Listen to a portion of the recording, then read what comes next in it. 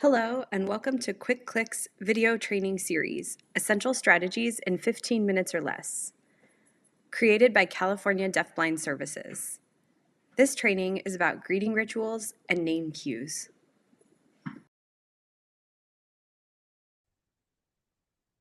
Thank you for joining us. I'm Janelle Dowling, Educational Specialist with California Deafblind Services. Today we're going to talk about greeting rituals and the use of name cues, an important aspect of respectful and effective communication with deafblind individuals. These practices are foundational for establishing connection, building trust, and increasing opportunity for meaningful interactions. Why is it such an important strategy? Imagine entering a room where you can't see or hear who's around you. Now picture someone coming up and touching your arm or trying to communicate with you without context or without knowing who they are. That could feel startling, confusing, or even invasive. Greeting rituals are structured ways to initiate contact. They let the person know who you are, how you're connected with them, and signal that an interaction is beginning. We're going to go over several different examples of what greeting rituals can look like. These can be really individualized depending on your individual or your relationship to them, their age, their needs, their access to vision and hearing. We're also going to go over name cues, which are your unique tactile signature. They help the individual identify you over time as you get to know each other. The consistent use of these strategies can reduce confusion, foster independence, and perhaps most importantly, build and maintain your trusting relationship. Let's get into some more specific examples of structures for greeting rituals. Remember that these routines can be anything that holds meaning for the individual and for your relationship to them. We're going to talk about it in terms of 5 different steps. The first step is to approach the individual gently and respectfully. You'll want to consider if the person has some residual vision or hearing, what the best way to do that might be. So for someone, it might be that you want to approach from their left side because they can hear you better over there. Or you might want to consider approaching from the front or side if possible so that you're not startling the individual. Try to enter their field of vision or use an accessible auditory cue if they can access that. Remember that this is individualized for everyone, but the goal is just to give them a sign that you're approaching. The second step is to establish contact. So you're going to lightly touch the back of someone's hand or maybe their arm and wait for a response so that you know that they have processed that someone has approached and is greeting them. For some people, this light touch might be more comfortable on a different part of their body, like their foot or maybe their shoulder. Again, you can individualize this as needed. The third step is once you've gained their attention, you're going to give or show your name cue or your name sign, or might just say your name out loud if they can access that information.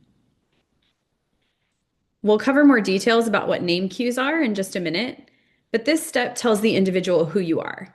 For some individuals, they may also include an olfactory identifier, like maybe you wear a certain perfume or shampoo that you're using consistently, and the individual might smell you as part of this greeting routine and to identify who you are. Remember, don't rush this step. This is a very important part of the process, and you want to consider the individual's need for processing time here. Give them time to really take in the name cue or your scent or to listen to what you're sharing and make sure that they understand who you are. And this might take time for them to start to recognize your name cue, and we'll talk more about that. The fourth step, if it's appropriate to do so for someone, you might ask consent to communicate or guide them. So you might sign with them or ask them, are you ready to work together? Or you might say, may I guide you to your chair? You might show them a tool that you're going to use and wait for them to initiate interaction with that object to show that they're ready. Step 5 is now that you have the individual's attention, you can include a routine that you do together each time you greet them. So it should be the same. It might be something like a little song or hand movements and dancing that you do together every time. There might be a specific toy or tool that you're using together, and you're going to explore it together, both of your hands on that object together, taking a few moments to explore it. The ritual doesn't need to be long or complicated. It should just be a quick way to begin your interaction together. And it should be something that can be consistent. So it should always be available.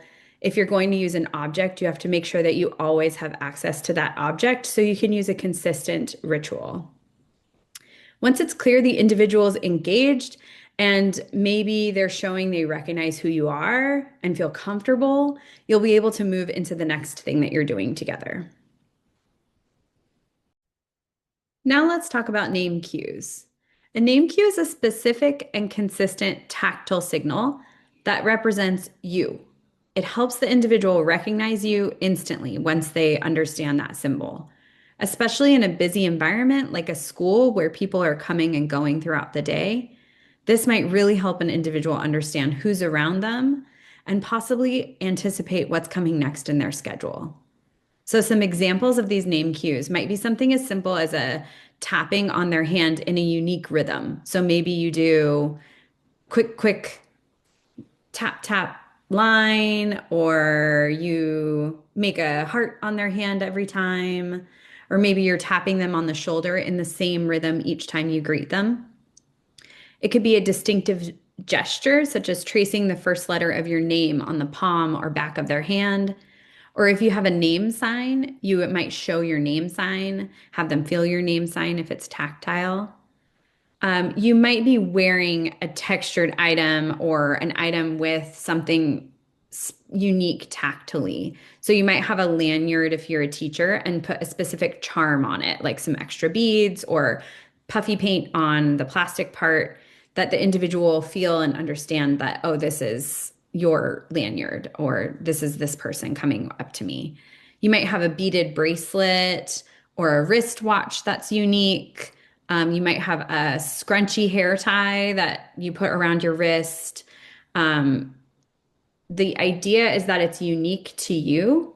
So you want to really consider that you can have access to it consistently and you're going to be wearing it whenever you see the individual, and that it's not something many people will have. So I have this watch here. Many people have the same black watch or the same square face on their watch. So I might need to put some puffy paint on my wrist to make it stand out a little bit more tactily. The key is that the student or individual learns and associates this cue as a symbol for you and who you are.